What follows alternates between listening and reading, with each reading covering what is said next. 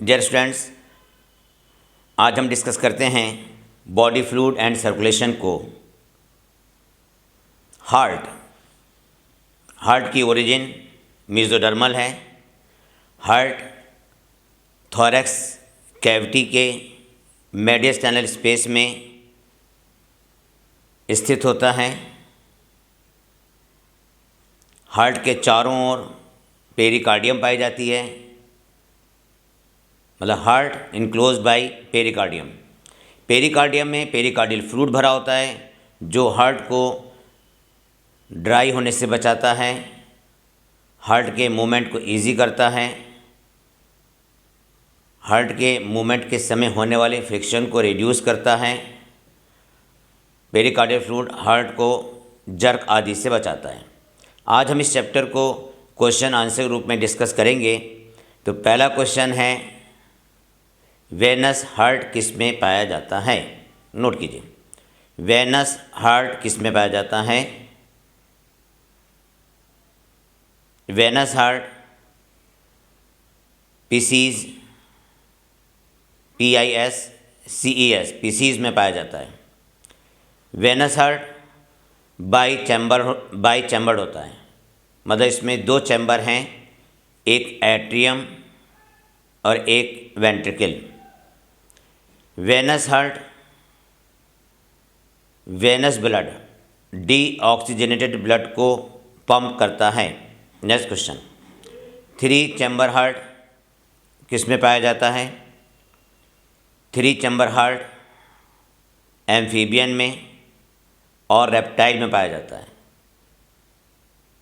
केवल एक रेप्टाइल को छोड़कर, जो कि क्रोकोडाइल है। क्रोकोडाइल एलिगेटर्स में 4 चैम्बर हार्ट होता है। क्रोकोडाइल और एलिगेटर में 4 चैम्बर हार्ट होता है। नेक्स्ट क्वेश्चन, 4 चैम्बर हार्ट किस में पाया जाता है? 4 चैम्बर हार्ट किस में पाया जाता है? आंसर लिखें, एवीज में और मैमल्स में। 4 चैम्बर हार्ट पाया जाता है एवीज में और मैमल्स में। नेक्स्ट क्वेश्चन, बाई और ट्राइकस्पिड वॉल के बंद होने पर कौन सी साउंड उत्पन्न होती है? आंसर लिखें, फर्स्ट साउंड, जिसे हम लब बोलते हैं, जिसको हम क्या बोलते हैं? लब। Next question, father of blood circulation William Harvey. Father of blood circulation कौन है? William Harvey. ब्लड में प्लाज्मा की परसेंटेज कितनी होती है? Percentage of plasma in blood. Blood में प्लाज्मा है 55%। ब्लड में प्लाज्मा है 55% और प्लाज्मा में 90 से 92% वाटर है। नेक्स्ट क्वेश्चन, प्लाज्मा में पाए जाने वाली मेन प्रोटीन के नाम बताओ। Main proteins of the plasma. अरे नोट करो भाई, main protein of the plasma. तो आंसर नोट करें, फाइब्रिनोजन, ग्लोब्यूलिन और albumin. Fibrinogen blood clotting protein है। फाइब्रिनोजन ब्लड क्लॉटिंग प्रोटीन है। ग्लोब्यूलिन डिफेंस प्रोटीन है और एल्ब्यूमिन ऑस्मोटिक प्रेशर को मेंटेन करती है, मतलब ब्लड प्रेशर को मेंटेन करती है। ध्यान रखना, ब्लड क्लॉटिंग के लिए जो प्रोटीन है वो फाइब्रिनोजन है और ग्लोबुलिन डिफेंस के काम आती है। हमारी बॉडी को जो बचाती है वो कौन सी प्रोटीन है? ग्लोबुलिन। ग्लोबुलिन प्रोटीन एंटीबॉडीज़ में होती हैं। नेक्स्ट पॉइंट है एल्बुमिन। ऑस्मोटिक बैलेंस के लिए होती है। नेक्स्ट क्वेश्चन, प्लाज्मा में पाए जाने मिनरल्स कौन कौन से हैं? मिनरल्स ऑफ द प्लाज्मा, अरे नोट करो भाई, minerals of the plasma, sodium ion, calcium ion, magnesium ion, bicarbonate ion, chloride ion. Bicarbonate ion नहीं लिखा गया आपसे, HCO3 minus, sodium ion, calcium ion, magnesium ion, bicarbonate ion, chloride ion, ET से कर दीजिए सब।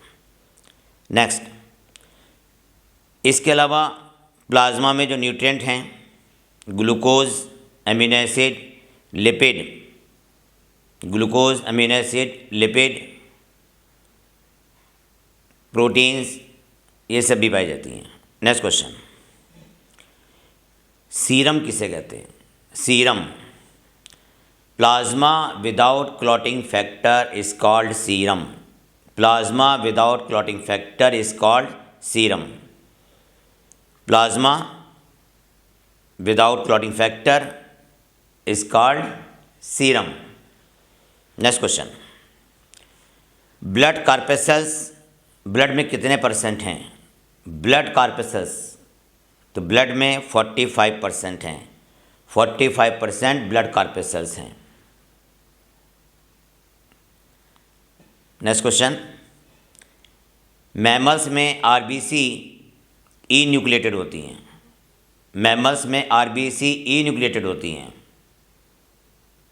किस मैमल में आरबीसी न्यूक्लिएटेड है? न्यूक्लिएटेड आरबीसी इन विच मैमल? न्यूक्लिएटेड आरबीसी इन विच मैमल? नोट कीजिए आंसर, कैमेल और लामा, कैमेल और Lama.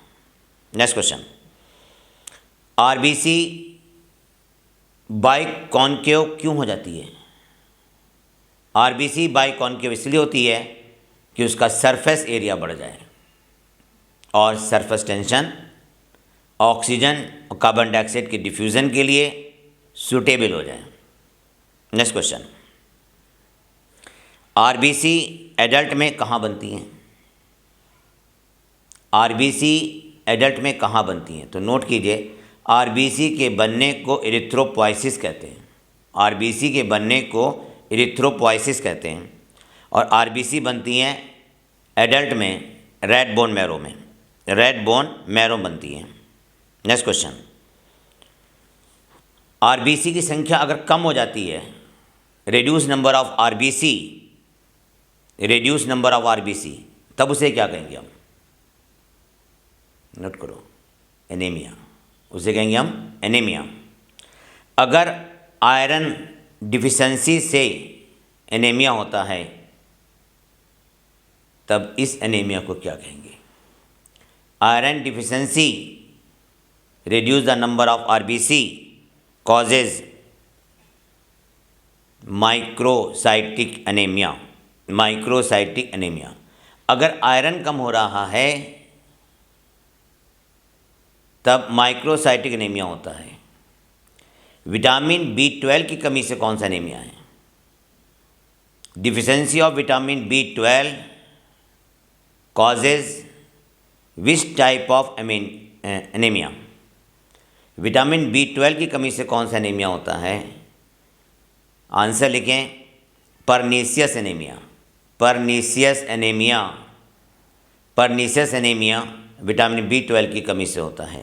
Next question, macrocytic anaemia, macrocytic anaemia किसकी कमी से होता है?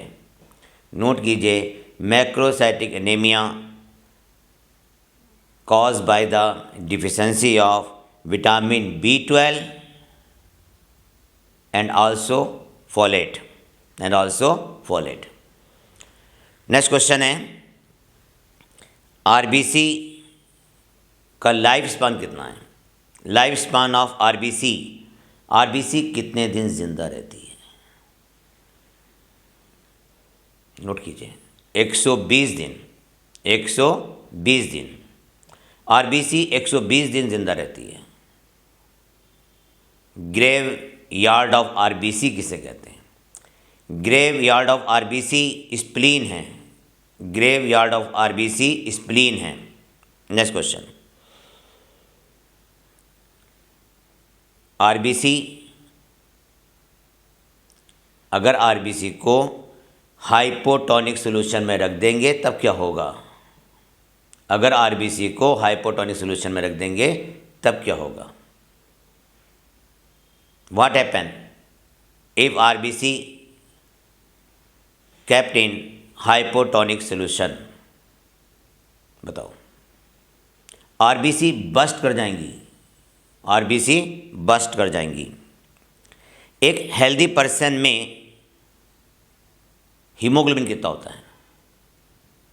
Haemoglobin in a healthy person, note कीजिए, 12 to 16 ग्राम हीमोग्लोबिन, 12 से 16 ग्राम हीमोग्लोबिन 100 ml ब्लड में होता है, 100 ml ब्लड में होता है। नेक्स्ट क्वेश्चन, बहुत इंपॉर्टेंट क्वेश्चन, नोट करो।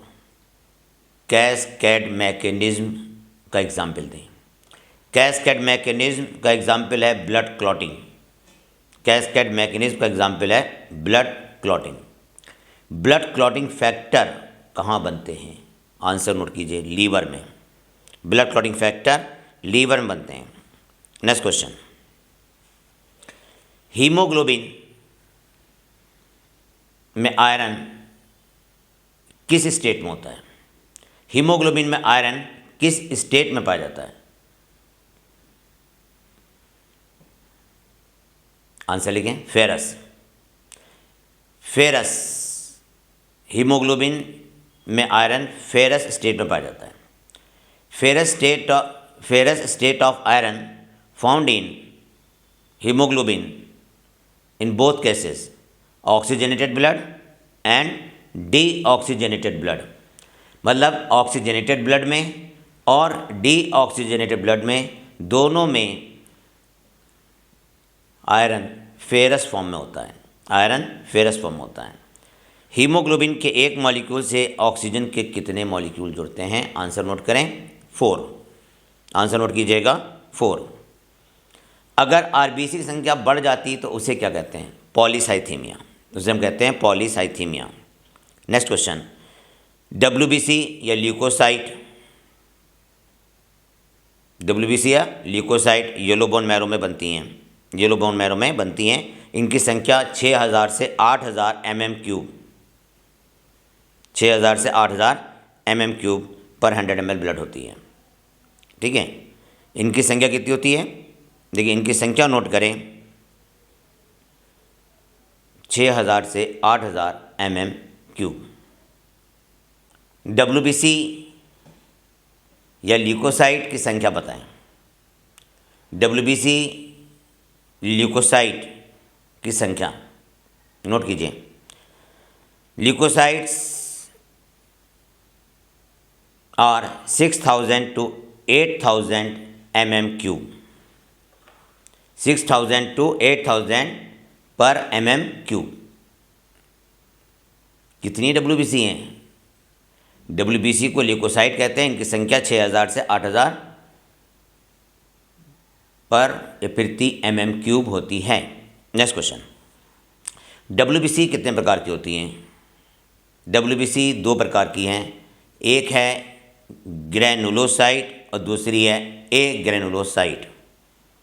Granulocytes are the eosinophil, basophil, neutrophil. Granulocyte में इयोसिनोफिल, बेसोफिल और न्यूट्रोफिल आती हैं। एक ग्रैनुलोसाइट में लिम्फोसाइट और मोनोसाइट आती हैं। ए ग्रैनुलोसाइट में लिम्फोसाइट और मोनोसाइट आती हैं।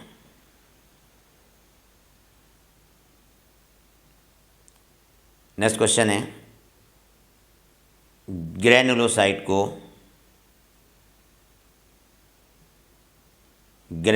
का दूसरा नाम क्या है? नोट कीजिए, ग्रेनुलोसाइट को पॉलीमॉर्फोन्यूक्लियर ल्यूकोसाइट भी कहते हैं।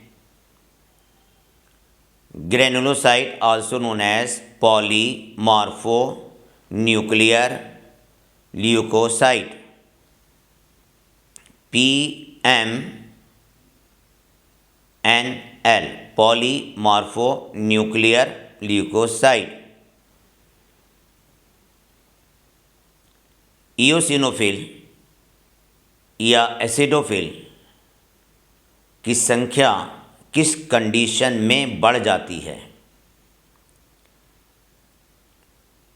इयोसिनोफिल की जब संख्या बढ़ती है तो इसे हम इयोसिनोफिलिया कहते हैं।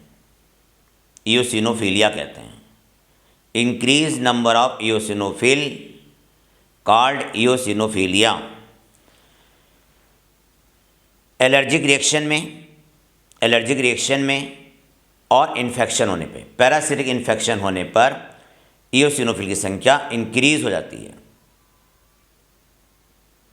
इयोसिनोफिल increase in number in allergic reaction and parasitic infection.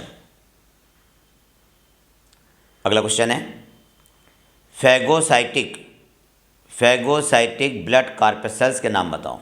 Name of the phagocytic blood corpuscles. तो आंसर लिखें न्यूट्रोफिल और मोनोसाइट। न्यूट्रोफिल और मोनोसाइट। नेक्स्ट क्वेश्चन, न्यूट्रोफिल की परसेंटेज कितनी है WBC में? Neutrophil are 60 to 65% of the total WBC। 60 से 65 total WBC की कौन है? न्यूट्रोफिल है। बेसोफिल की संख्या कितनी होती है? तो बेसोफिल बहुत कम होती हैं। बेसोफिल की संख्या है 0.1 से 1%। 0.1 से 1% बेसोफिल। नेक्स्ट क्वेश्चन है 2 से 3% कौन सी WBC है? 2 से 3% कौन सी WBC है? तो आंसर नोट करें इयोसिनोफिल। 2 से 3% इयोसिनोफिल हैं।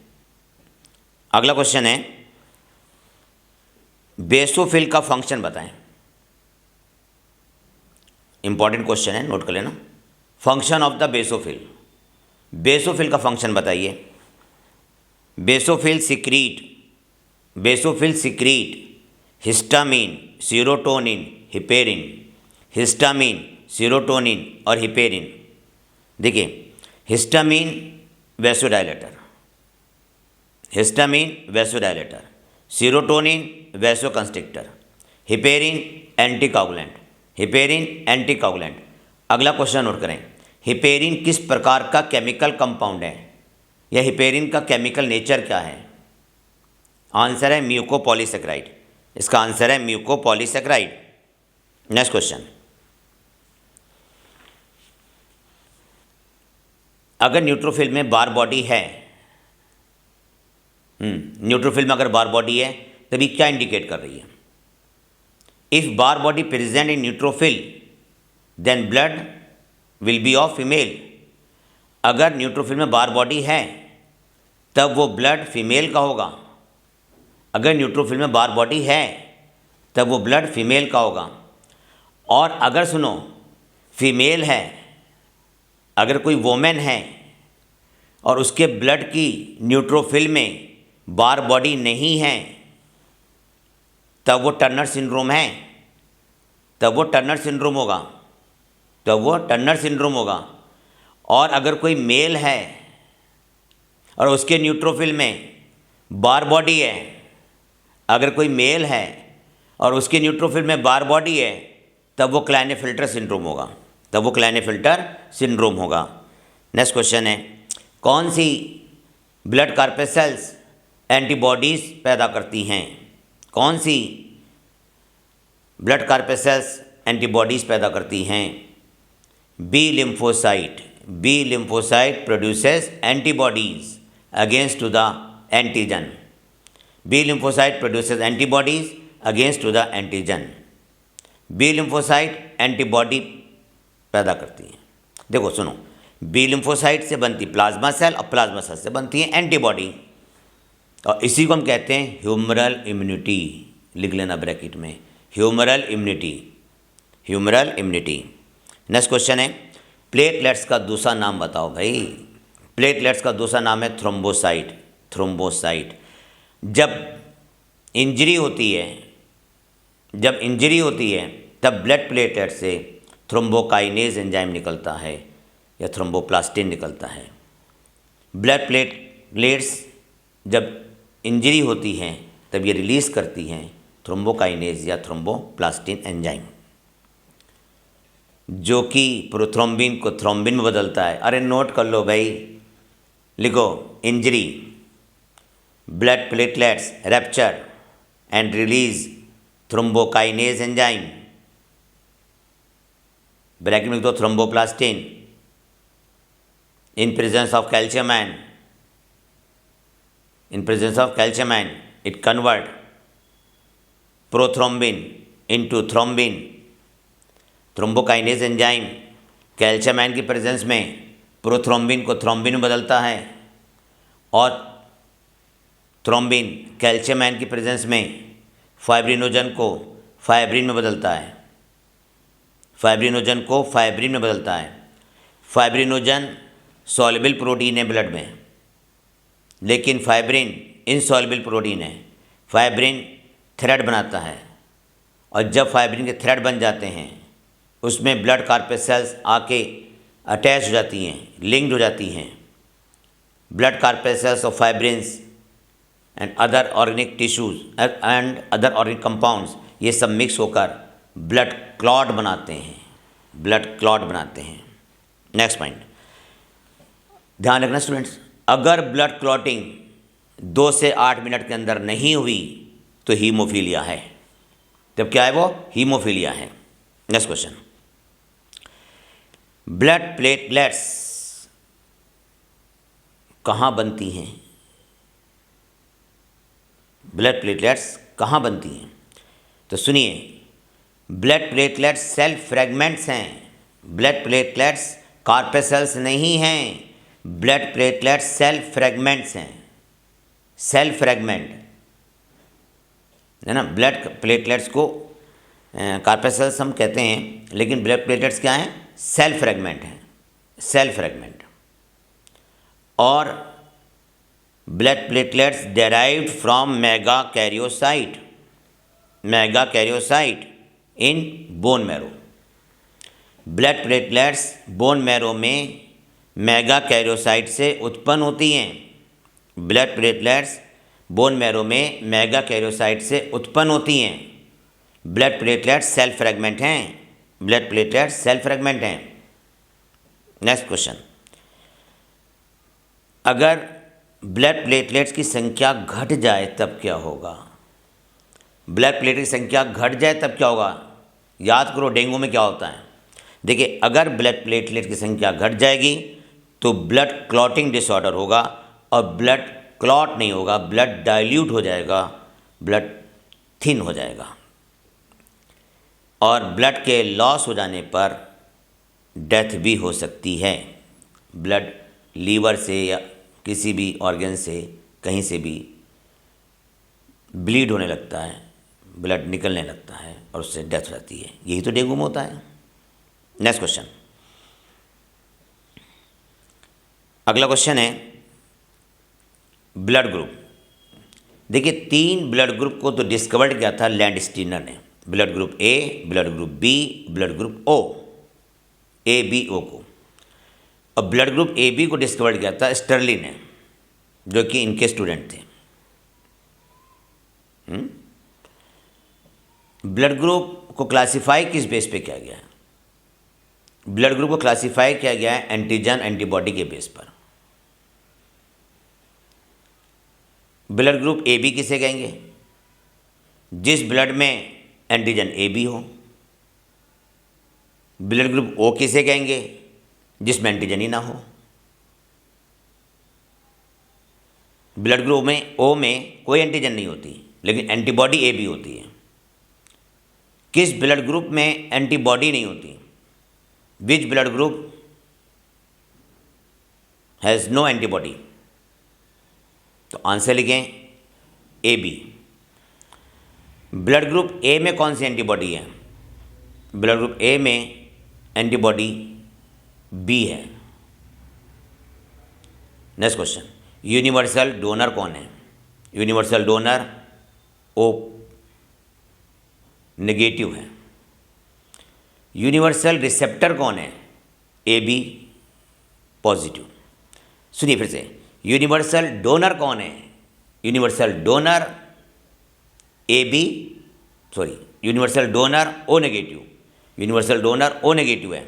यूनिवर्सल रिसेप्टर ए बी पॉजिटिव है। ए बी पॉजिटिव है। नेक्स्ट क्वेश्चन, ब्लड ग्रुप का transfusion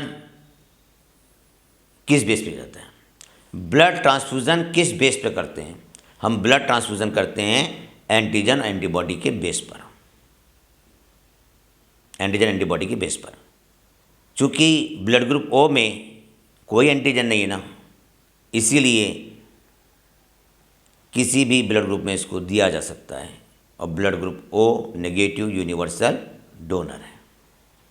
next question, Rh factor या आरएच एंटीजन को डिस्कवर्ड किसने किया था? आरएच फैक्टर और Rh antigen discovered by Landsteiner and Wiener. Rh factor को डिस्कवर्ड किया था लैंड स्टीनर ने और वीनर ने। नेक्स्ट क्वेश्चन, सबसे पहले आरएच फैक्टर किस में रिपोर्ट हुआ था? First time Rh factor reported in rhesus monkey, Macaca, rhesus monkey. Next point, India में कितने परसेंट आरएच पॉजिटिव हैं? 97%। 97% इंडिया में आरएच पॉजिटिव हैं, जबकि यूरोपियन में 85% आरएच पॉजिटिव होते हैं। अगर मान लो फादर आरएच नेगेटिव हों और मदर आरएच पॉजिटिव हो, तब इनके चाइल्ड किसी डिजीज़ से अफेक्टेड होंगे? नहीं। देखो, अगर फादर आरएच नेगेटिव है तो उसमें तो आरएच फैक्टर है ही नहीं। मदर आरएच पॉजिटिव है तो मदर में तो आरएच एंटीजन है, तो इनके child RH factor related disease से अफेक्टेड नहीं होंगे। लेकिन अगर इसका उल्टा हो जाए, जैसे father RH positive, mother RH negative, इसका मतलब क्या है? मदर अगर आरएच नेगेटिव है तो उसमें आरएच एंटीजन नहीं है, तब इनका पहला चाइल्ड, पहली ऑफस्प्रिंग नॉर्मल पैदा होती है। चूँकि आरएच फैक्टर डोमिनेंट होता है, तो इन्फेंट्स की, चाइल्ड की उम्मीद है कि वो आरएच पॉजिटिव होगा। तो चाइल्ड बर्थ के समय, पार्चुरेशन के समय, जब प्लेसेंटा ब्रेक होता है, उस समय इन्फेंट का आरएच पॉजिटिव ब्लड मदर के आरएच नेगेटिव ब्लड के कांटेक्ट में आता है और आरएच फैक्टर मदर के ब्लड में ट्रांसफ़र हो जाता है। ये चाइल्ड तो पैदा हो गया, लेकिन आरएच फैक्टर मदर के ब्लड में पहुंच गया, मदर ब्लड में उसके अगेंस्ट एंटीबॉडीज़ डेवलप हो गई। मदर में उसके अगेंस्ट एंटीबॉडीज़ डेवलप हो गई। ठीक है। अब जब अगला चाइल्ड आएगा तो मदर के ब्लड में पहले से ही आरएच एंटीबॉडी है। अब पार्चुरेशन के समय मदर का ब्लड इन्फेंट के ब्लड के कांटेक्ट में आएगा, तो तब मदर के ब्लड की आरएच एंटीबॉडीज़ इन्फेंट्स या फीटस के ब्लड में चली जाएंगी, और आरएच एंटीबॉडीज़ फीटस या इन्फेंट के आरएच फैक्टर के साथ जुड़कर आरबीसी को रैप्चर कर देंगी और उसकी डेथ हो जाएगी, जिसे हम कहते हैं इरिथ्रोब्लास्टोसिस फैटेलिस। इरिथ्रोब्लास्टोसिस फैटेलिस। इसके बाद जितने भी बच्चे पैदा होंगे उन सब की डेथ पार्चुरेशन के समय हो जाएगी। मैं एक बार फिर रिवाइज करूं, अगर फादर RH पॉजिटिव हैं, मदर RH नेगेटिव हैं, तो मदर के ब्लड में RH फैक्टर नहीं है। फर्स्ट प्रेगनेंसी के समय इन्फेंट के चांसेस RH पॉजिटिव के हैं, क्योंकि RH फैक्टर डोमिनेंट होता है। पार्चुरेशन के समय जब प्लेसेंटा ब्रेक होता है, फीटस का ब्लड मदर के ब्लड के कांटेक्ट में आएगा, फीटस से RH फैक्टर मदर के ब्लड में चला जाएगा। मदर के ब्लड में इसके अगेंस्ट RH एंटीबॉडीज़ बननी शुरू हो जाएंगी, लेकिन तब तक फीटस का जन्म हो जाएगा और ये नॉर्मल बच्चा पैदा होगा। लेकिन इसके बाद की जितनी भी प्रेगनेंसी होंगी उसमें क्या होगा कि मदर के ब्लड में पहले से ही RH एंटीबॉडी हैं, तो जब पार्चुरेशन होगा तो मदर की RH एंटीबॉडी फीटस के ब्लड में चली जाएंगी और फीटस के ब्लड को क्लॉट कर देंगी और फीटस की डेथ हो जाएगी। तब बच्चा पैदा होते समय मर जाएगा। तो फर्स्ट प्रेगनेंसी का बच्चा तो नॉर्मल पैदा हुआ, बाद के सारे बच्चे मरते चले जाएंगे, जिसका कारण है मदर के ब्लड की RH एंटीबॉडीज़। और इस डिजीज़ को कहते हैं, इस बीमारी को कहते हैं इरिथ्रोब्लास्टोसिस फैटेलिस। इसका ट्रीटमेंट क्या है? अगर ऐसा केस है कि father RH positive, mother RH negative, तो जब पहला बच्चा पैदा हो तो उसके पैदा होने के 72 घंटे के भीतर anti-RH एंटीबॉडी का इंजेक्शन लगा दिया जाता है। anti-RH एंटीबॉडी का इंजेक्शन मदर को दे देते हैं। तो anti-RH एंटीबॉडी मदर के ब्लड में बनी हुई RH एंटीबॉडीज़ को न्यूट्रलाइज कर देती हैं और फिर से मदर RH नेगेटिव हो जाती है। नेक्स्ट क्वेश्चन, ब्लड क्लॉटिंग में कौन से आयन रोल प्ले करते हैं? तो ब्लड क्लॉटिंग में कैल्शियम आयन रोल प्ले करते हैं। ब्लड क्लॉटिंग में कैल्शियम आयन रोल प्ले करते हैं। नेक्स्ट क्वेश्चन, मैं पहले भी बता चुका हूँ कि कैस्केड मैकेनिज्म का एग्जाम्पल दें, तो कैस्केड मैकेनिज्म का एग्जाम्पल है ब्लड क्लॉटिंग। Blood clotting. हाँ, एक क्वेश्चन और याद आया मुझे, housekeeping gene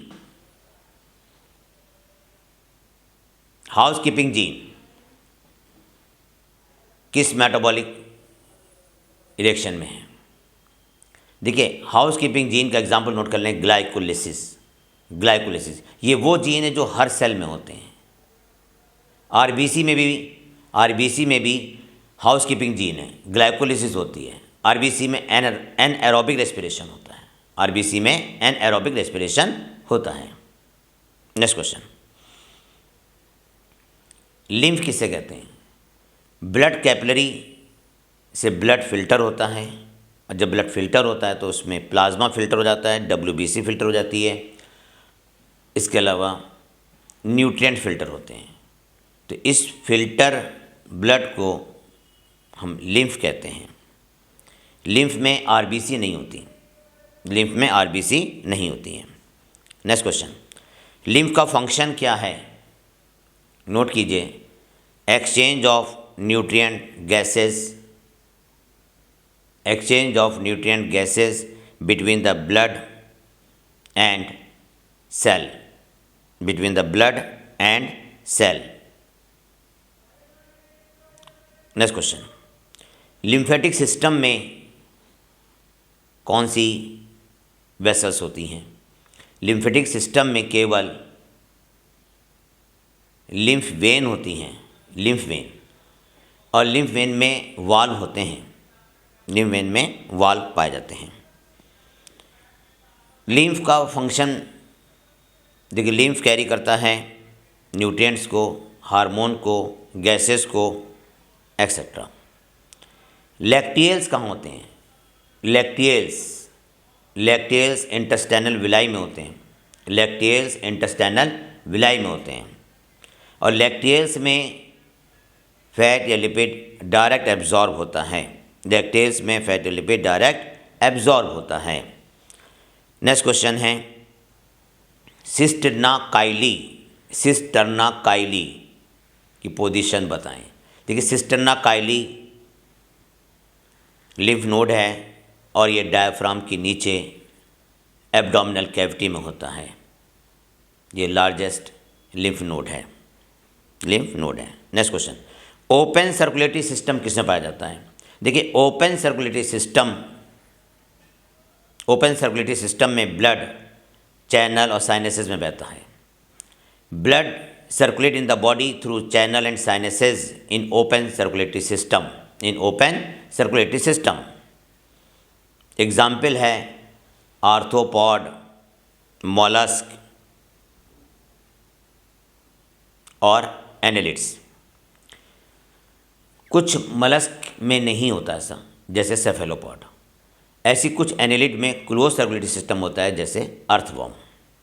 next question, close circulatory system किसे कहते हैं? क्लोज सर्कुलेटरी सिस्टम किसे कहा जाता है? क्लोज सर्कुलेटरी सिस्टम में blood circulate in the body through arteries and when.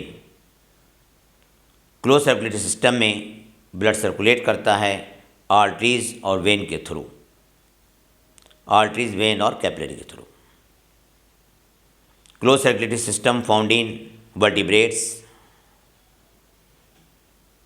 few mollusks such as cephalopod and few annelids such as earthworm. Next question, earthworm में respiratory pigment का नाम क्या है? अर्थवॉर्म का भी रेस्पिरेटरी पिगमेंट हीमोग्लोबिन है, जो प्लाज्मा में डिजॉल्व होता है। कॉर्डेट में भी रेस्पिरेटरी पिगमेंट हीमोग्लोबिन है, लेकिन ये कार्पेसेल्स में होता है, आरबीसी में होता है। नेक्स्ट पॉइंट,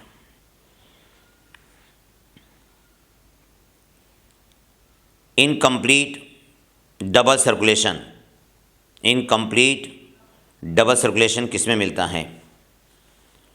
तो इनकम्प्लीट डबल सर्कुलेशन हमें एम्फीबियंस में और रेप्टाइल में मिलता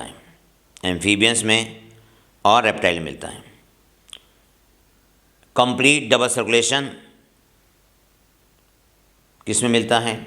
तो कंप्लीट डबल सर्कुलेशन एवीज में और मैमल्स में मिलता है।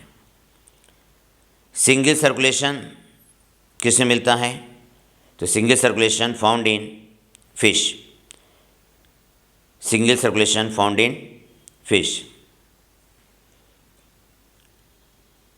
एम्फीबियंस और रेप्टाइल में डीऑक्सीजनेटेड ब्लड किस एट्रियम में आता है? एम्फीबियन और रेप्टाइल में डीऑक्सीजनेटेड ब्लड किस एट्रियम में आता है? तो नोट करें, in amphibian and reptile left atrium receive the oxygenated blood and right atrium receive the deoxygenated blood. Question ये था कि एम्फीबियन और रेप्टाइल में डीऑक्सीजनेटेड ब्लड किस में आता है? तो इसका आंसर है डीऑक्सीजनेटेड ब्लड आता है राइट एट्रियम में और ऑक्सीजनेटेड ब्लड आता है लेफ्ट एट्रियम में। नेक्स्ट क्वेश्चन,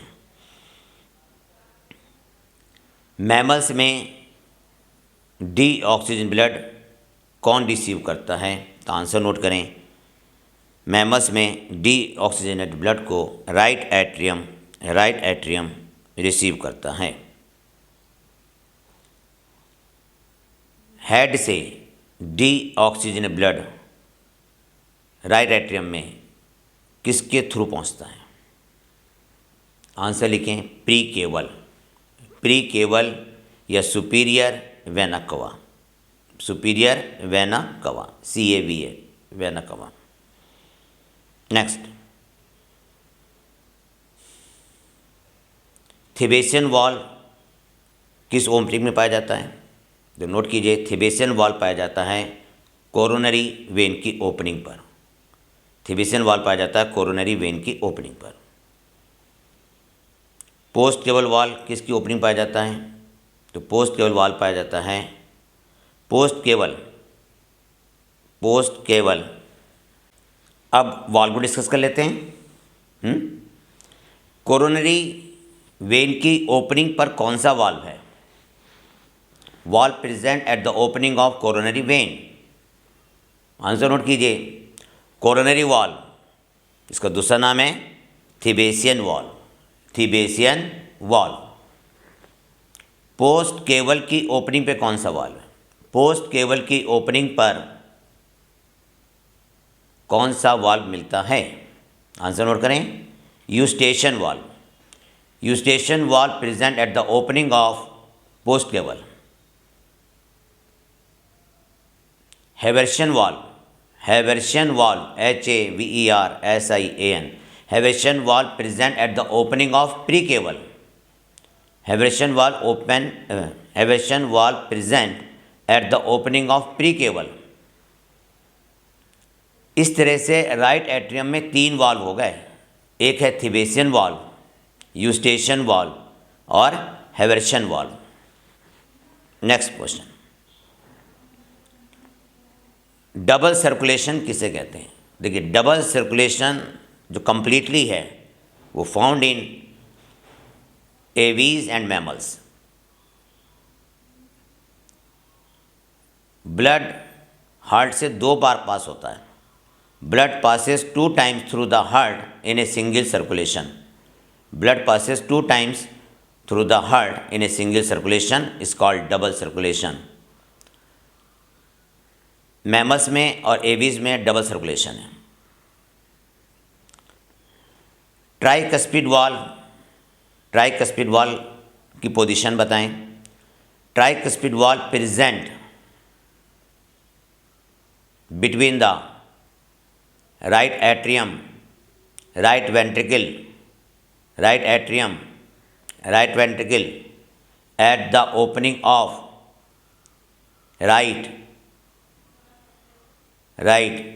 auriculoventricular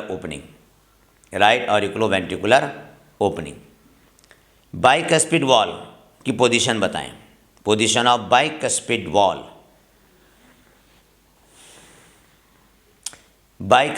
की पोजीशन देखिए। Bicuspid valve also known as mitral valve. It present at the opening of left auriculoventricular opening। Bicuspid valve left atrium और लेफ्ट वेंट्रिकल के बीच में है। सेमी लूनर वाल्व की position बताएं। सेमी लूनर वाल्व नोट कीजिए। Semi lunar valve present at the origin of pulmonary aorta and systemic aorta. Next, arteriosum ligament किसे कहते हैं? आर्टेरियोसम ligament present between the systemic arc and pulmonary aorta। Next, ventricle की inner surface को, ventricle के inner surface का नाम बताइए। Inner surface of ventricle is known as columni carni।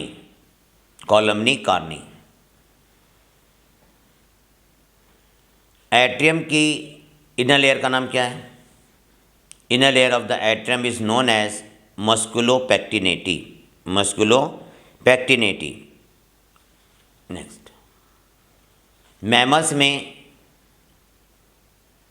Left और राइट सिस्टमिक आर्क में कौन सी आर्क होती है? मैमल्स में लेफ्ट सिस्टमिक आर्क प्रेजेंट होती है। मैमल्स में लेफ्ट सिस्टमिक आर्क होती है, जबकि बर्ड्स में राइट सिस्टमिक आर्क होती है। नेक्स्ट क्वेश्चन, पल्मोनरी एओर्टा में कौन सा ब्लड फ्लो करता है? तो पल्मोनरी एओर्टा में ब्लड फ्लो करता है D oxygenated blood, D oxygenated blood. Next question, pacemaker किस टिश्यू का बना होता है? पेसमेकर को हम साइनो ऑरिकुलर नोड भी कहते हैं। ये नोडल फाइबर का बना होता है। Pacemaker also known as sino auricular node, it is made up of nodal fiber. AV node किस टिश्यू का बना होता है? AV node also made up of nodal fiber. AV node से बंडल ऑफ हिज उत्पन्न होता है और बंडल ऑफ हिज दो ब्रांचेस में डिवाइड होकर पुरकुंजे फाइबर बनाते हैं। पुरकुंजे फाइबर सिस्टोलिक इम्पल्स को दोनों वेंट्रिकल में पहुंचाते हैं। पेसमेकर की पोजीशन बताएं, पेसमेकर की पोजीशन। तो नोट कीजिए पेसमेकर की position. Pacemaker present in right upper corner of the right atrium, right upper corner of the right atrium. AV node की पोजीशन बताएं। तो AV node present in lower left corner of the right atrium close to the atrioventricular septum, atrioventricular septum. Next question, Purkinje fibre को discovered किसने किया था?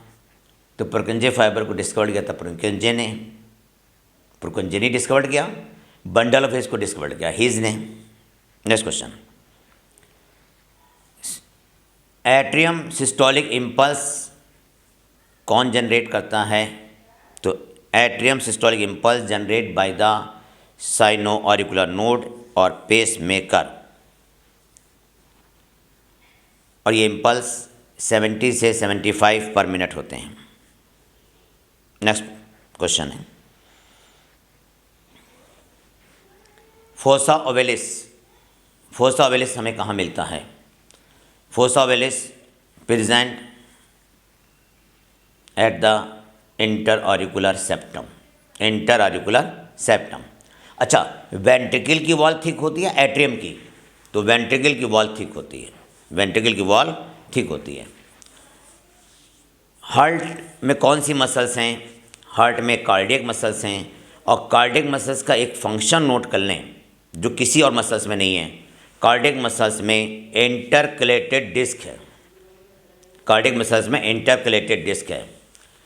Cardiac muscles का control CNS भी है और एएनएस भी है, सीएनएस और एएनएस दोनों हैं।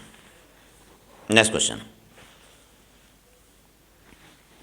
कार्डियक साइकिल को हम हार्ट बीट भी कहते हैं। हार्ट बीट का सेंटर कहाँ होता है? हार्ट बीट का सेंटर मेडुला ऑब्लंगेटा में है। हार्ट बीट का सेंटर मेडुला ऑब्लंगेटा में होता है। एट्रियम सिस्टोल का ड्यूरेशन, एट्रियम सिस्टोल का ड्यूरेशन है 0.1 सेकेंड। वेंट्रिकल सिस्टोल का ड्यूरेशन, वेंट्रिकल सिस्टोल का ड्यूरेशन है 0.3 second, 0.3 second, 0.3 second. Next point, जब एट्रियम सिस्टोल करता है तब एट्रियम से वेंट्रिकल में कितने % ब्लड ट्रांसफर होता है? जब एट्रियम सिस्टोल करता है तब एट्रियम से वेंट्रिकल में कितने % ब्लड ट्रांसफर होता है? तो आंसर लिखें 30%, 30%। नेक्स्ट, जब वेंट्रिकल सिस्टोल करता है तो कौन सी साउंड उत्पन्न होती है? विच sound produce by the systole of ventricle? तो आंसर लिखें लब। लब की स्पेलिंग याद कर लेना, LUB, LUB। जब वेंट्रिकल डायस्टॉल करता है और सेमी लूनर वॉल बंद होते हैं, तब कौन सी साउंड आती है? विच sound produce by the closing of semi lunar wall? Semi lunar wall के बंद होने पर कौन सी साउंड उत्पन्न होती है? आंसर लिखें, डब। Dub, DUB, dub. तो पहली साउंड हो गई लब और दूसरी साउंड हो गई डब। जब एट्रियम भी डायस्टॉल है, वेंट्रिकल भी डायस्टॉल है, ट्राई और बाइकस्पिड वॉल दोनों ओपन हैं, ब्लड एट्रियम से अपने ओर के वेंट्रिकल में जा रहा है, तब कौन सी साउंड उत्पन्न होती है? इसे हम कहते हैं थर्ड साउंड। इसका नाम है पॉज साउंड। पॉज, ये कहलाती है pause sound. Next, systolic blood pressure कितना होता है? देखिए, सिस्टोलिक ब्लड प्रेशर है 120 mmHg, डायस्टोलिक ब्लड प्रेशर है 80 mmHg और पल्स प्रेशर है 120 में से 80 हटा दीजिए तो कितना है? 40 mmHg। कार्डियक आउटपुट, देखिए कार्डियक आउटपुट का फार्मूला है heart rate and stroke volume. Heart rate into stroke volume. Cardiac output is equal to heart rate into stroke volume. अगर हार्ट रेट में हम स्ट्रोक वॉल्यूम को मल्टीप्लाई कर देंगे तो कार्डियक आउटपुट आ जाएगा। स्ट्रोक वॉल्यूम किसे कहते हैं? वेंट्रिकल जितना ब्लड पंप करता है एक बार में उसे स्ट्रोक वॉल्यूम कहते हैं, और ये स्ट्रोक वॉल्यूम लगभग 70 ml होता है। तो 70 ml को 72 से मल्टीप्लाई कर दो तो कार्डियक आउटपुट आ जाएगा, जो कि लगभग 5000 मिलीलीटर या 5 लीटर है। Next question, duration of a single heart beat. Single heart beat का ड्यूरेशन कितना है? तो आंसर नोट करें, 0.8 सेकेंड। सिंगल हार्ट बीट का ड्यूरेशन है 0.8 सेकेंड। 0.8 सेकेंड। हार्ट की साउंड, हार्ट की जो साउंड है उसकी कोई इकोनॉमिक वैल्यू है? हार्ट की साउंड से हम हार्ट की डिजीज़ को डायग्नोज कर लेते हैं, जैसे कार्डियक मर्मर, वॉल के फंक्शन को हम डायग्नोज कर लेते हैं, हार्ट रेट को डायग्नोज कर लेते हैं। नेक्स्ट क्वेश्चन, ECG का नाम क्या है? इलेक्ट्रोकार्डियोग्राफ। इलेक्ट्रोकार्डियोग्राफ। इलेक्ट्रोकार्डियोग्राफ। ECG को डिस्कवर्ड किसने किया था? ECG डिस्कवर्ड किया था एंथोवेन ने। एंथोवेन साइंटिस्ट था जिसने ECG को डिस्कवर्ड किया था। ECG की डेफिनेशन नोट कर लो। ECG is a graphical representation of electrical activity of the heart. ECG is a graphical representation of electrical activity of the heart during the cardiac cycle. During the cardiac cycle. Cardiac cycle के समय, heart beat के समय heart में होने वाली electrical activity को जब graph के द्वारा रिप्रेजेंट करते हैं तो बन जाता है इलेक्ट्रोकार्डियोग्राम। तो हम कहते हैं इलेक्ट्रोकार्डियोग्राम। वो मशीन जिससे ECG रिपोर्ट करते हैं उसे कहते हैं इलेक्ट्रोकार्डियोग्राफ। वो मशीन जिससे हम ECG ऑब्टेन करते हैं उसे कहते हैं electrocardiograph.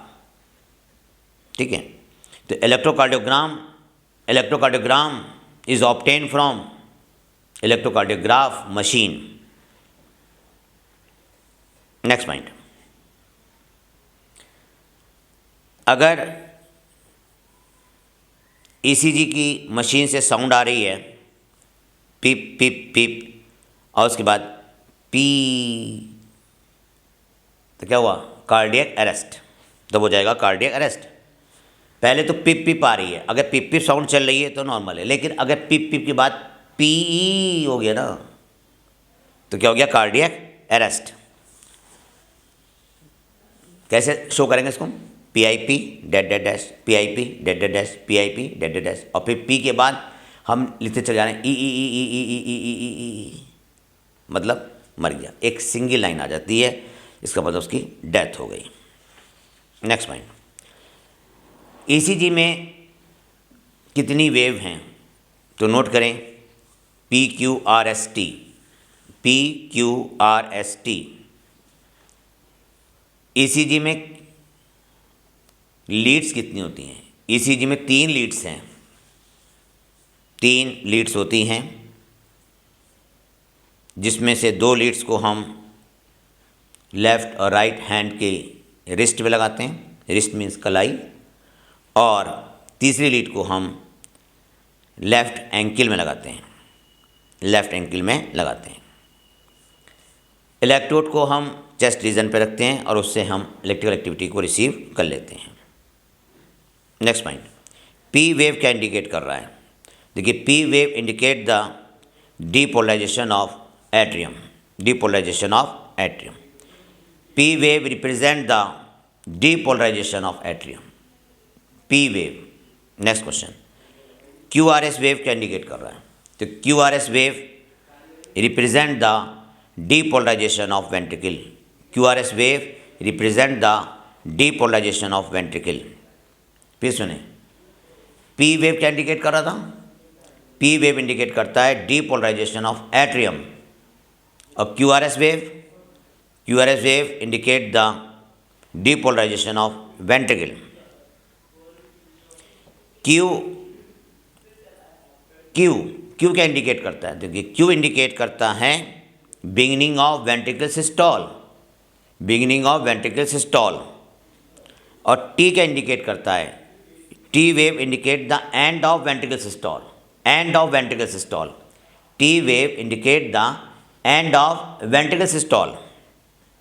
Next point, T wave represent the repolarization, T wave represent the repolarization of ventricle, T wave represent the repolarization of ventricle, और T wave ये भी इंडिकेट कर रहा है end of the ventricle systole.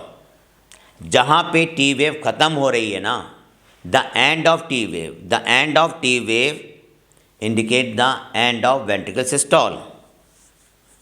ध्यान देना क्वेश्चन, अगर question सिर्फ ये आए कि टी वेव क्या रिप्रेजेंट कर रही है, तो आप लिखेंगे T wave represent the repolarization of ventricle, both ventricle. लेकिन अगर क्वेश्चन ये आ जाए the end of T wave indicate, the end of T wave indicate, तो आप लिखेंगे end of ventricle systole, end of ventricle systole. Next point देखिए आप, ब्लड वेसल्स एक होती है आर्टरी, एक होती है वेन, और तीसरी है कैपिलरीज। कैपिलरीज किसकी बनी होती हैं? तो नोट कीजिए, कैपिलरीज एंडोथेलियम की बनी होती हैं। बड़ा इंपॉर्टेंट क्वेश्चन है, कैपिलरीज किसकी बनी होती हैं? एंडोथेलियम की। Next question, tunica externa composed of, tunica externa का निर्माण किससे होता है? तो नोट कीजिए, tunica externa is a external layer of blood vessels made up of fibrous connective tissue with collagen fiber। इसे मार्क कर लो, ये क्वेश्चन आता है। ट्यूनिका एक्सटर्ना में कनेक्टिव टिश्यू और कोलेजन फाइबर होता है, कनेक्टिव टिश्यू और कोलेजन फाइबर होता है। Next, tunica intima, tunica intima INTIMA, tunica intima सबसे इनर मोस्ट लेयर है, सबसे इनर मोस्ट लेयर है। ये बनी होती है स्क्वैमस एंडोथेलियम की। अरे नोट कर भाई, tunica intima is composed of squamous endothelium, tunica intima is composed of squamous endothelium. Tunica media किसकी बनी होती है? तो नोट कीजिए, tunica media is composed of smooth muscles and elastic fibre, smooth muscles and elastic fibre. Tunica media is composed of smooth muscles and elastic fibre. Tunica media is composed of smooth muscles and elastic fibre. अगला question है, tunica media comparatively thick किसमें होती है? Tunica media is comparatively thick in arteries, in arteries. Next question, pulmonary vein में कौन सा blood बहता है? तो पल्मोनरी वेन में ऑक्सीजनेटेड ब्लड बहता है। पल्मोनरी सर्कुलेशन किसे कहते हैं? देखिए, पल्मोनरी सर्कुलेशन में राइट एट्रियम और राइट वेंट्रिकल शामिल हैं। D oxygenate blood right atrium में आता है, राइट एट्रियम से राइट वेंट्रिकल में जाता है, राइट वेंट्रिकल से पल्मोनरी एओर्टा द्वारा लंग्स में जाता है। इसे कहते हैं पल्मोनरी रेस्पिरेशन। सिस्टेमिक सर्कुलेशन किसे कहते हैं? सिस्टेमिक सर्कुलेशन में लंग्स से ऑक्सीजनेटेड ब्लड लेफ्ट एट्रियम में आता है और लेफ्ट एट्रियम से लेफ्ट वेंट्रिकल में जाता है और फिर लेफ्ट वेंट्रिकल से सिस्टेमिक एओर्टा में जाता है। नेक्स्ट क्वेश्चन, अगला क्वेश्चन है, ईसीजी के कुछ हम एबनॉर्मलिटीज़ को डिस्कस करते हैं। एनलार्ज पी वेव क्या इंडिकेट करती है? Enlarge P wave indicate the, देखिए, enlarge P wave indicate the enlargement of atrium, enlargement of atrium. अगर एसटी सेगमेंट एलिवेटेड हो जाए, एसटी सेगमेंट ऊपर की तरफ उठ गया, तब क्या इंडिकेट कर रहा है? ST segment is elevated in myocardial infarction, in myocardial infarction, MYOCARDIL, myocardial infarction, INFARCTIN। ST segment is elevated in myocardial infarction. और अगर ST वेव नीचे की तरफ आ गई है, डिप्रेस हो गई, तो क्या शो कर रहा है? तो नोट कीजिए, if ST wave depressed then indicate heart muscles receive insufficient oxygen, तब हार्ट मसल्स में ऑक्सीजन कम जा रही है। Heart muscles receive insufficient oxygen. अगर टी वेव फ्लैट हो गई है, तब क्या इंडिकेट कर रहा है? तो लिखिए, T wave is flat then heart muscles receive insufficient oxygen. अगर टी वेव फ्लैट हो रही है, तब भी हार्ट मसल्स ऑक्सीजन को इनसफिशिएंट रिसीव कर रही हैं। और ऐसा तब होता है जब एथेरोस्क्लेरोटिक डिजीज़ होती है। एथेरोस्क्लेरोटिक डिजीज़, स्पेलिंग नोट कर लें, ATHEROSCLEROTIC।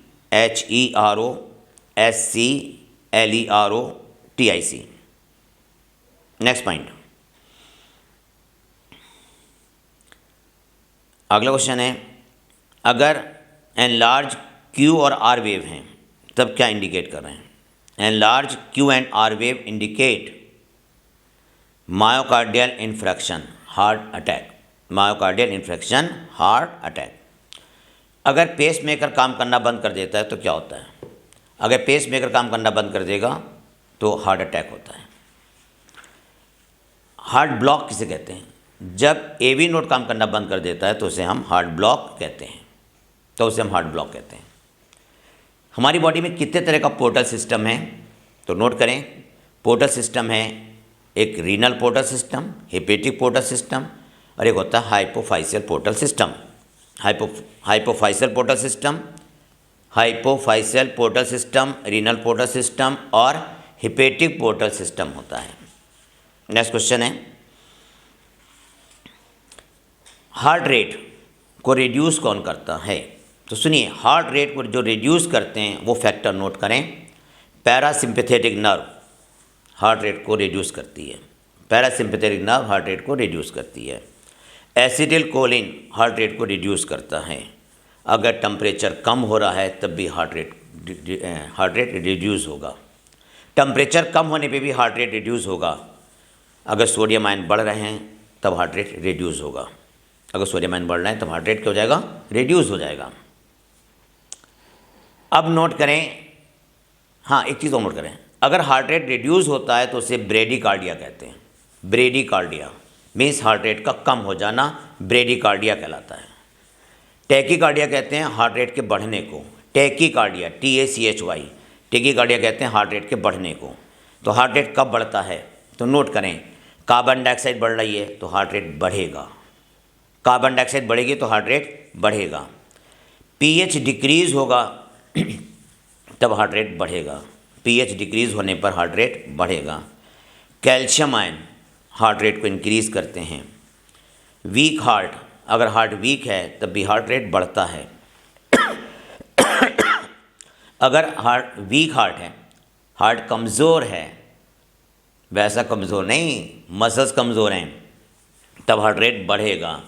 अगर ब्लड लॉस हो रहा है, किसी आदमी एक्सीडेंट हो गया, ब्लड का लॉस ज़्यादा हो गया तो हार्ट रेट बढ़ेगा। एक्सरसाइज करने पर हार्ट रेट बढ़ेगा, एक्सरसाइज करने पर क्या होता है, हार्ट रेट बढ़ता है। ठीक है। थायरॉक्सिन हार्मोन से हार्ट रेट बढ़ता है। एड्रेनलिन, नॉर एड्रेनलिन हार्मोन से हार्ट रेट बढ़ता है। सिंपैथेटिक नर्व से हार्ट रेट बढ़ता है। देखिए, heart rate increase, sympathetic nerve, thyroxine hormone, nor adrenaline hormone, adrenaline hormone, exercise, increase temperature, इन सब से अगर टेम्परेचर राइज कर रहा है तो हार्ट रेट बढ़ेगा। ठीक है। फिर सुन लीजिए, टैकीकार्डिया किन किन कंडीशंस में होता है, तो नोट कीजिए। Increase carbon dioxide concentration, decrease pH, increase calcium ion, week heart muscles, blood loss, exercise, temperature rise करने पर, nor adrenaline hormone, adrenaline hormone, thyroxine hormone, sympathetic nerve. Next point, heart rate को control कौन करता है? Heart rate control by the autonomic nervous system, autonomic nervous system, और इसका centre होता है मेडुला ऑब्लंगेटा में, मेडुला ऑब्लंगेटा में। नेक्स्ट पॉइंट, हाइपरटेंशन किसे कहते हैं? अगर ब्लड प्रेशर हाई है तो उसको हम हाइपरटेंशन कहते हैं, अगर ब्लड प्रेशर कम है तो हाइपोटेंशन कहते हैं। 140 और 90, मतलब 140 सिस्टोलिक और 90 डायस्टोलिक ब्लड प्रेशर है तो ये हाइपरटेंशन कहलाएगा। Next point,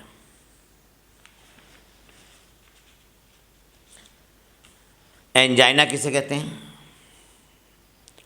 angina is also called angina pectoris, angina is also called angina pectoris, chest pain को कहते हैं एंजाइना। और एंजाइना तब होता है जब ऑक्सीजन कम हो जाती है, एंजाइना तब होता है जब ऑक्सीजन कम हो जाती है, मतलब हार्ट मसल्स में, कार्डियक मसल्स में जब ऑक्सीजन कम पहुंचती है तो एंजाइना होता है। देखिए, एंजाइना मैन वुमेन दोनों में हो सकता है और किसी भी एज में हो सकता है, लेकिन मोस्टली मिडिल एज के बाद या फिर ओल्ड एज में होता है। नेक्स्ट पॉइंट, एथेरोस्क्लेरोसिस किसे कहते हैं? Atherosclerosis, ATHEROSCLEROSIS, atherosclerosis. Atherosclerosis causes the coronary heart disease या coronary artery disease, CAD, coronary artery disease. Atherosclerosis causes coronary artery disease. Atherosclerosis affect the blood supply to the heart muscles. It is caused by the deposition of calcium, fat, cholesterol and fibrous tissue. Note कीजिए ना, atherosclerosis का cause क्या है? Calcium, fat, cholesterol और fibrous tissue के जमा हो जाने से एथेरोस्क्लेरोसिस होता है। नेक्स्ट क्वेश्चन, हार्ट फेलियर को कंजेस्टिव हार्ट फेलियर भी कहा जाता है, और इसमें हार्ट ब्लड पंप नहीं कर पाता, इसमें हार्ट ब्लड पंप नहीं कर पाता।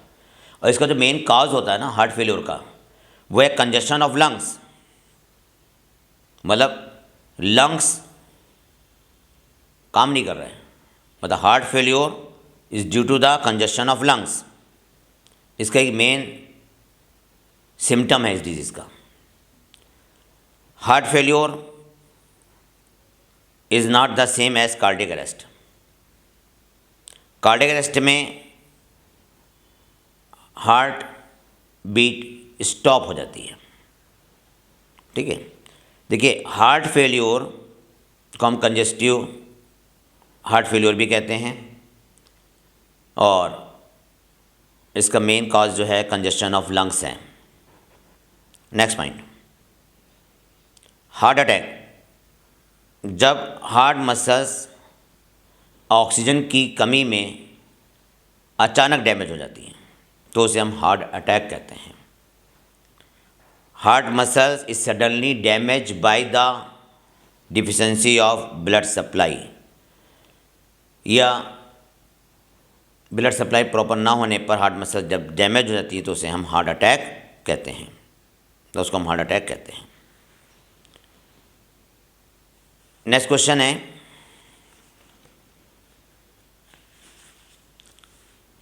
कैस्केड मैकेनिज्म का example blood clotting. Cascade mechanism का एग्जाम्पल क्या है? Blood clotting. Next question, high level of potassium का इफेक्ट बताएं। देखिए high level of potassium decrease the heart rate, high level of potassium decrease the heart rate. High level of calcium ion, अगर calcium ion ज़्यादा है तब क्या होगा? High level of calcium ion increase the heart rate, increase the heart rate. Foramen ovale, foramen ovale कहाँ मिलता है? देखिए फोरामेन ओवेल एम्ब्रियो में मिलता है, और ये कब कहाँ पे होता है? एंटर ऑरिकुलर सेप्टम पर। Foramen ovale present at the enter auricular septum, लेकिन ये बाद में बंद हो जाता है, और बंद होने पर इसे कहते हैं fossa ovalis. Next point, ductus arteriosus. Ductus arteriosus क्या है? नोट कीजिए, ductus arteriosus, ARTERIOSUS। Ductus arteriosus pulmonary और सिस्टमिक एओर्टा के बीच में एक कनेक्शन है एम्ब्रियोनिक पीरियड में, लेकिन बर्थ के बाद ये लिगामेंट से बदल जाता है, और इसे कहते हैं फिर आर्टेरियोसम लिगामेंट। ठीक, हम बाद में कहते हैं बर्थ के बाद आर्टेरियोसम लिगामेंट। नेक्स्ट क्वेश्चन है,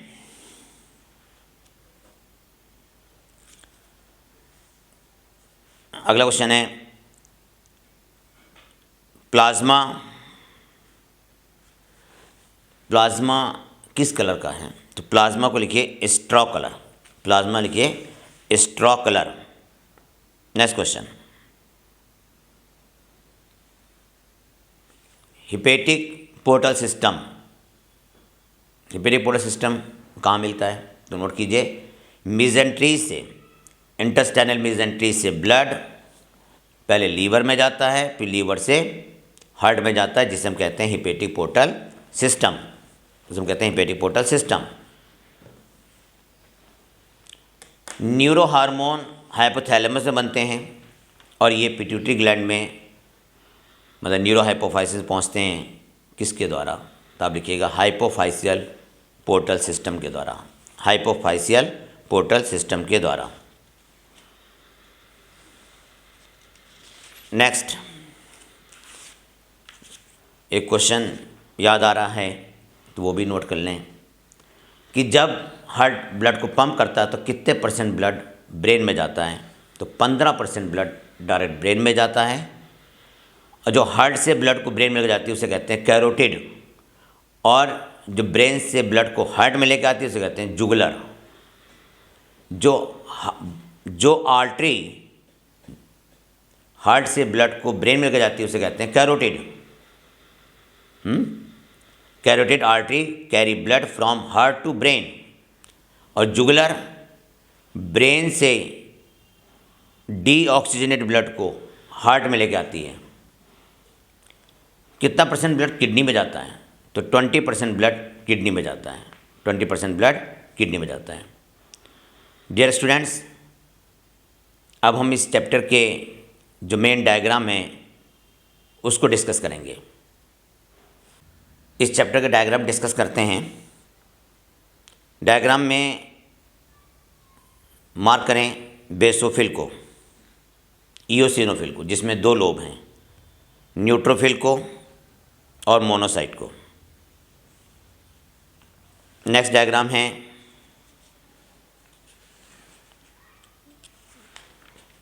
हार्ट का। तो इस हार्ट के डायग्राम में मार्क कीजिए sinoatrial node, sinoatrial node, atrioventricular node, bundle of His, chordae tendineae, pulmonary artery, vena cava. एक पॉइंट भी नोट कर लें, दोनों वेंट्रिकल में पेपिलरी मसल्स पाई जाती हैं। पेपिलरी मसल्स वेंट्रिकल को फैलने से रोकती हैं। Papillary muscles prevent the cardiomegaly या dilation of ventricle. Papillary muscles और बायोट्राइकस्पिड वॉल के बीच में कॉर्डी टेंडनी होती हैं, कॉर्डी टेंडनी पाई जाती हैं। नेक्स्ट डायग्राम है ईसीजी का। इस डायग्राम में देखिए आप पी वेव, क्यूआरएस वेव और एसटी वेव। नेक्स्ट डायग्राम है ब्लड सर्कुलेशन का। इसमें मार्क करें आप pulmonary vein, pulmonary artery, vena कवा, बॉडी पार्ट्स। साथ में आर्टरी वेन में स्मूथ मसल्स को मार्क करें और कैपिलरी को। डियर स्टूडेंट्स, ये चैप्टर इम्पॉर्टेंट है। जब आप खाली हुआ करें और पढ़ नहीं रहे होते हैं तब आप वीडियो को सुनते रहें, जिससे आपके चैप्टर रिवाइज होते रहें। किसी भी खाली वक्त आप वीडियो सुना करें, आपको चैप्टर आसानी से याद हो जाएंगे, सुन के भी याद हो जाता है। Thank you, wish all the best.